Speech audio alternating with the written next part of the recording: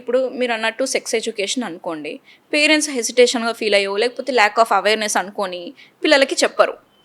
Time వచ్చినప్పుడు వాడే తెలుసుకుంటాడులే అనుకుంటారు, లేదా స్కూల్లో సబ్జెక్ట్ వచ్చినప్పుడు వాడే నేర్చుకుంటాడులే అని అనుకొని వదిలేస్తారు.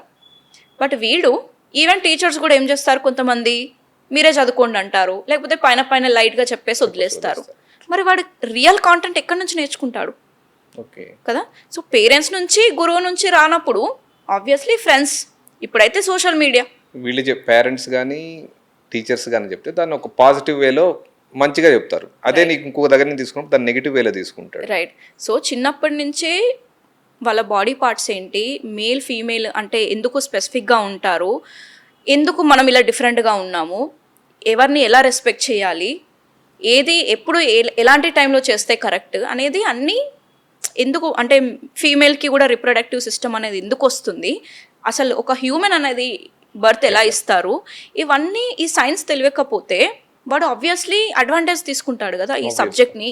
అదే మనం ఎక్కడైతే పాజిటివ్ చెప్పలేదో వాడు నెగిటివ్ దగ్గర నుంచి తీసుకుంటారు, దాన్ని నేర్చుకుంటున్నాడు. సో పేరెంట్స్ అయినా టీచర్స్ అయినా ప్లీజ్ డోంట్ హెజిటేట్. ఎలా నేర్పించాలనేది చాలా మెథడ్స్ ఉన్నాయి, కొన్ని యాప్స్ కూడా ఉన్నాయి అలాంటివి ఇంట్రడ్యూస్ చేయడానికి పిల్లలకి. ఎందుకు ఇన్ని రేప్ కేసెస్ కానీ ఇంత టీజింగ్లు కానీ ఎందుకు వస్తున్నాయి? బికాస్ ల్యాక్ ఆఫ్ నాలెడ్జ్ వాళ్ళకి.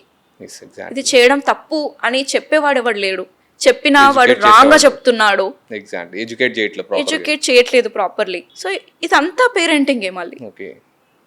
It's a very huge subject but important subject parenting.